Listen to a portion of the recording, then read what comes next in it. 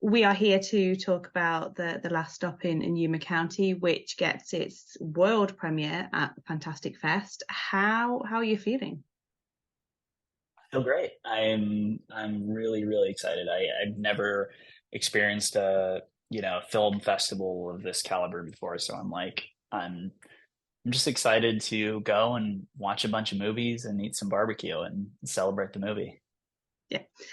And the film marks sort of like your first steps into full length features. What was it about this story and this idea that made it the one to embark on this journey with? Um, yeah, I've always been a fan of like single location films like Rope and Dial for Murder, Silence de la Mer. And I really wanted to try and tackle something like that. But also, with my short films, I was writing scripts based on locations that I had access to. So whether it was like my friend's desert house or my friend's cabin in the woods, as my friends jumping in a van with no experience and going out there and shooting short films for little to no money. So when it came time to the feature, I was just kind of like, that was sort of the idea. I was like, oh, let me find a location and base it off the location. So I found Four Aces in Lancaster, scouted, took a bunch of pictures, sort of drew an overhead of the layout of the diner, and started, you know, crafting the story specifically for that location. And that was sort of the catalyst. And then, when it came time to like actually writing the story, it just sort of became more about greed and the ramifications of greed. But yeah, that was the idea, was, let me, I knew we weren't going to have a lot of money and a lot of time. So the thought was, okay, I want to write something really contained that we can do for not a lot of money. And as much as the film has these aspects of sort of like an intense, not necessarily hostage situation, but almost stalemate between the characters. Everyone's kind of like trapped in together. There's also a lot of humor. What prompted you to sort of mix those two tones, which are often quite juxtaposing? Yeah. I mean, it was always there in the script. I wanted this to be a fun story, and I wanted to kind of swing for the fences with bigger characters. And it was kind of funny because there was a handful of people that worked on the movie that when they read the script, they didn't really find it a dark comedy, and I kept calling it a dark comedy. I think also because I had a lot of these actors in mind already, and I knew Jim was going to bring his sensibilities, and Nick was going to bring his sensibilities, and Connor, and it was going to be this sort of like, larger than life set of characters. And it became, I think, within the first couple of days of shooting, everyone that thought we were making a really like dark crime thriller quickly realized it was more of a dark comedy. But yeah, I just, I love I, I love that juxtaposition of just going from really suspenseful and tension to, releasing it with some comedy. Yeah, and it definitely works. It's not quite a comedy of errors, but there's so much sort of calamity that happens along the way.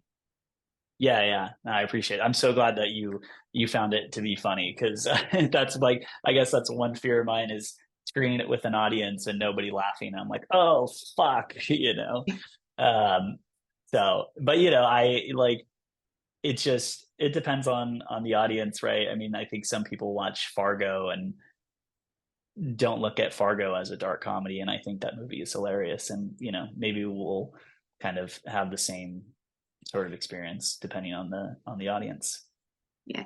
I mean, you mentioned a couple of your cast members there. I mean, just reading through this list, it's kind of a who's who of independent cinema. I think any film would be lucky to have any single one of these people, but you've managed to get all of them. Yeah. Jim Cummings, Richard Brake, Barbara Crampton's in there. How did you sort of manage to collect together all of these sort of like icons of indie cinema? I got really fucking lucky. I a lot of these actors I had in mind when I was writing the script. It was like, this is my dream cast. And when it came time to, once we had, you know, independent financing, I just sort of, I had this long list of actors that I love, and I just wrote them all personal letters, and I had a great casting director that was able to get them the letters. And I think just having that little, personal touch to it, I was able to jump on a Zoom and convince them to do it. And it just kind of, like you said, the list kind of just kept growing. And like when it came time to casting the receptionist, it was like, okay, dude, you already have enough like known actors. Like, let me show you some tapes to play the receptionist. And it's like, but we got really lucky so far. Maybe we can push our luck a little more. Like, and he's like, who are you thinking? And I was like, how about Barbara Crampton? And everyone was like, Barbara Crampton is not going to play a receptionist for one day. And I'm like, but can we try? And, I got really lucky. And we like, everyone was incredible. It was just an amazing experience. Like every single actor that was on this movie, they were all cinephiles, just huge movie fans. So it was like, I mean, the entire cast and crew. So it was great to just wake up early in the morning, talk about movies, and then, still be talking about movies at 9 p.m. And then wake up and do it all over again. It was really great. Yeah, it must be quite hard to juggle so many characters in a way, because there's a lot of people, there's a lot going on. How difficult was it to make sure that each character has their own arc? Because I think in a way, even sort of the sort of more supporting roles still have a defined arc in the story. How hard was that to all bring together? Yeah, it was. I mean, it was just a lot of prep. We on top of just planning out the shots, because we knew, with time constraints, like my DP and I, we worked really closely with one another. We shot designer, Unreal Engine, we photo board. We just come in with a very, very strong plan, and there was nothing left on the cutting room floor. We shot only what we needed, and we committed to these long runners. And I applied that same kind of thing with every single actor. Like I jumped on one-on-one Zooms with every actor and did a lot of rehearsal, read through the script together, and anything that felt contrived or forced, I would rewrite it on the spot while we were on that Zoom. So when we were actually on set, there was never a moment that was like, I don't feel like I would say this. Like we never ran into that, because we had early conversations about it. So we all came in very prepared, and I luckily had the time to just really like have long discussions about their characters and their arcs, and like what we can do to just make their characters more interesting and fun. And luckily every single actor was open to having those discussions, and open to taking the time to like make flesh their characters out even more. And this is sort of like your feature debut. It's hopefully the first in what will be a long career of features. Where would what direction do you see your career progressing in? What kind of stories do you want to tell? Yeah, I always kind of gravitate towards crime thriller. My next project, Western, they're always pretty bleak in some manner. Like that's kind of I don't think I'll ever write a happy ending. But yeah, I mean, it's funny. I like my next script there. I don't think there's a single line intended for comedic purpose. It's a very bleak, like brooding story.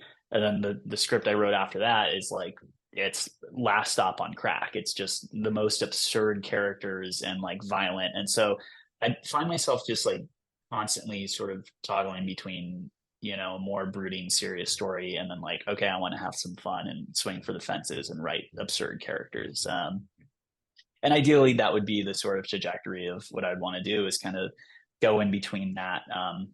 But with that said, like, yeah, I'm a huge fan of just cinema in general. I love horror and like just everything. So it's at the end of the day, it's really just like, is the story good? Are the characters worth exploring?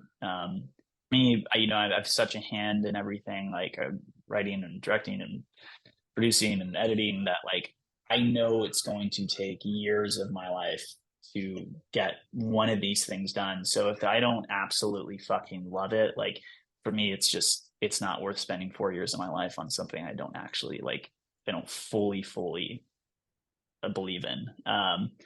So yeah, I just like, I have so many 20-page drafts of stories and scripts that I toss out because I'm like, I don't want to spend 3 years of my life working on this story. It's not good enough. Like, I'll work on the next one. So that's kind of the way I'm looking at it right now. But I think that's the thing that people often forget. They sort of see, oh, this film's coming out. Oh, I've watched this film now. But I think they forget that this is literally, like you say, years of your life. So yeah, if you're not married to the idea, then, why waste your time? 100%. Yeah, I wholeheartedly agree. It's just like, and as you know, especially with like a family and like, you are taking so much time away from family to focus on this thing. And if it's not a hell yes, then like it's a no. Yeah. Yeah. I can completely agree with that logic. And for people who haven't yet made their mind up about what they're going to watch at Fantastic Fest, why should they take a chance on The Last Stop in Yuma County? It's just so much fun. And it has a lot of actors that you're going to recognize and you probably like, and the performances are amazing. And yeah, if you just want to have a fucking fun time and see some violent shit, watch the movie. I don't know. I'm a terrible salesperson. I don't know how to sell my movie. Yeah, I don't know how to sell my movie. You've covered it. There's humor, Yeah. there's violence, there's like a smorgasbord of the best independent talent in terms of actors. So yeah, it's check it out. If it's not on your list, get it on your list. Awesome. I appreciate that. Thank you. Thank you. Well, I will thank you for your time and wish you best of luck with the screening. The vulture is circling outside, so I'm going to go and give a. Yeah, I'm sure you hear my daughter too. She tried to open the door. My wife was like, no.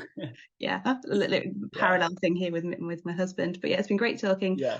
Best of like I say, best of luck with the film. And I thought it was great. I particularly love the scene with Sam Huntington and Alex Esso and Jim, because I'm more familiar with seeing Alex especially in like really dark horror films, so to suddenly see her being like quite humorous was a nice change up. And Jim, thank you, Alex.